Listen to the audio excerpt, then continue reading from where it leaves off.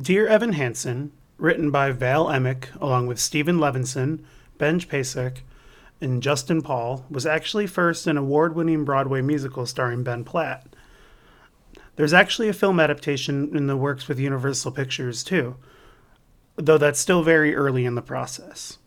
Anyway, I listened to the audiobook, which was narrated by the writers and was just over 8 hours of running time, while the actual novel is 368 pages. Throughout the story, the perspective periodically shifts between Evan, the title character and protagonist, and Connor, his former classmate.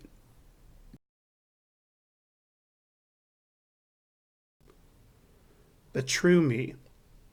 What does that even mean? It sounds like one of those faux philosophical lines you'd hear in a black and white cologne commercial. But okay, whatever. Let's not judge. As Dr. Sherman would say, we're here to explore. Exploring. I have to assume this true me is better at life, better at people, and less timid, too. For example, I bet he never would have passed up the chance to introduce himself to Zoe Murphy at the jazz band concert last year. He wouldn't have spent all that time deciding which word best captured his feelings about her performance, but also didn't make him come off like a stalker. Good, great, spectacular, luminescent, enchanting, solid. And then, after settling on very good, end up not speaking to her at all because he was too worried his hands were sweaty. What difference did it make if his hands were sweaty? It's not like she would have demanded to shake his hand. If anything, it was probably her hands that were sweaty after all that guitar playing. Besides, my hands only got sweaty after I thought about them getting sweaty, so if anything, I made them get sweaty, and obviously this true Evan would never do something so profoundly sad. Great, I'm doing it again, willing my hands to get sweaty. Now I have to wipe down my keyboard with my blanket, and I just typed out a line of gibberish. And now my arm is sweating too. The sweat will end up sitting under my cast, no air getting in, and soon my cast will take on that smell, the kind of smell I don't want anyone in school to catch even the slightest whiff of, especially on the first day of my senior year. Damn you, fake Evan Hansen, you really are exhausting. Deep breath. I reach into my bedside drawer. I already took my Lexapro this morning, but Dr. Sherman says it's fine to take an Ativan too if things get really overwhelming. I swallow the Ativan down, relief on the way. That's the problem with writing these letters. I start off on a direct route, but I always end up taking detours, wandering into the sketchy neighborhoods in my brain where nothing good ever happens. The book begins with Evan Hansen contemplating his outlook on life before he begins his senior year of high school. He wants to change and be more outgoing, he wants to make friends and ease his loneliness, and he especially wants to finally talk to Zoe Murphy, the girl he's had a crush on for years but he has never had the courage to talk to before. He also has a psychiatrist appointment after school, and he needs to write the letters that Dr. Sherman and his mother assure him will help build his confidence. On the first day of school, at lunch, Evan bumps into Connor Murphy, Zoe's brother, and Connor proceeds to push him to the ground. Evan's anxiety is only amplified when his and Connor's paths cross again a few hours later in the computer lab. Just as they seem to reconcile their differences from earlier, Connor sees a letter starting with Dear Evan Hansen and is horrified to see his sister mentioned in the letter. He storms out of the computer lab with it in hand.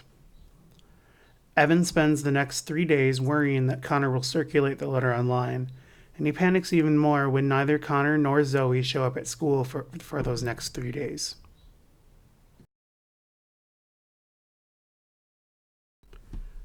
I skipped my last 2 classes. Walked right out of the building.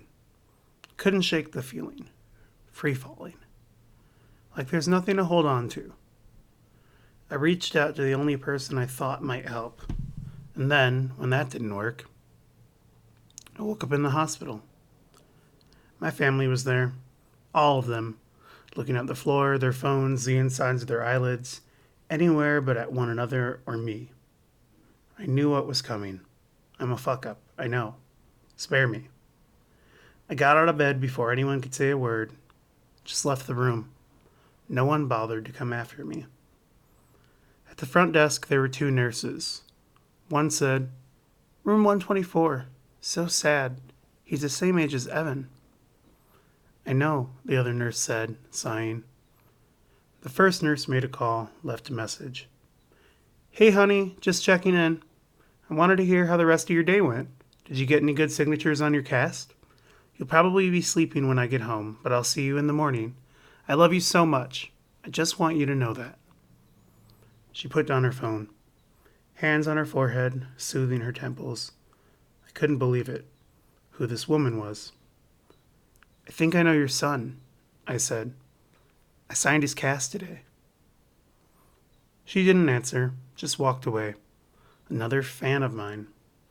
I figured Evan had told her what happened between us. Probably made it seem like he was innocent, just standing there like a saint, and here comes big bad Connor Murphy. But he's the one who messed with me. I didn't even really mean to push him.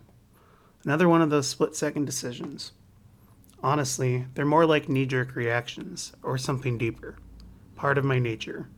That's just what I do. I ruin things. Always. Whether I want to or not. The thing I'm ruining can be the best thing in my life. And I'll know it too. And I'll just be powerless to stop it. Or too scared. I turned back down the hall, vowing to be more patient with my waiting family. I reached my room 124. I looked in. That's when I saw him. The kid in the bed. It was me. I bent over him. The other me. Skin gray, mouth sagged open. Got what I wanted, I guess. I'm free now. No one in my way. No one waiting around a corner, setting a trap. No one checking for redness in my eyes, asking where I've been all night, making promises. I've just been hanging here at the hospital. Everyone is beaten up and broken, just like me. Even the staff. They just hide it better than the patients do.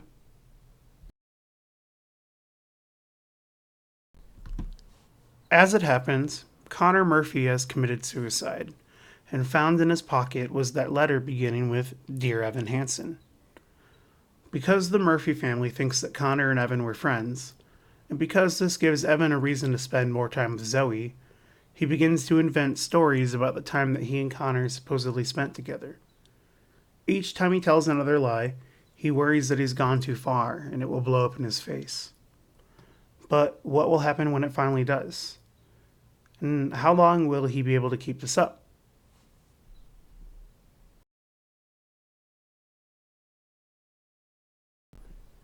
If you're interested in Dear Evan Hansen but aren't sure of the seriousness that might come with a book that kind of centers around suicide, there's actually a lot of humor intertwined through both Evan and Connor's cynicism.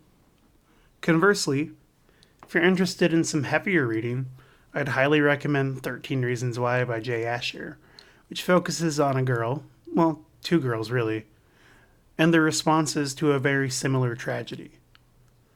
I'd also recommend The Perks of Being a Wallflower by Stephen Chbosky, as it also focuses on issues of mental health and feeling isolated, and that Charlie, the main character, is relevant to each and every one of us.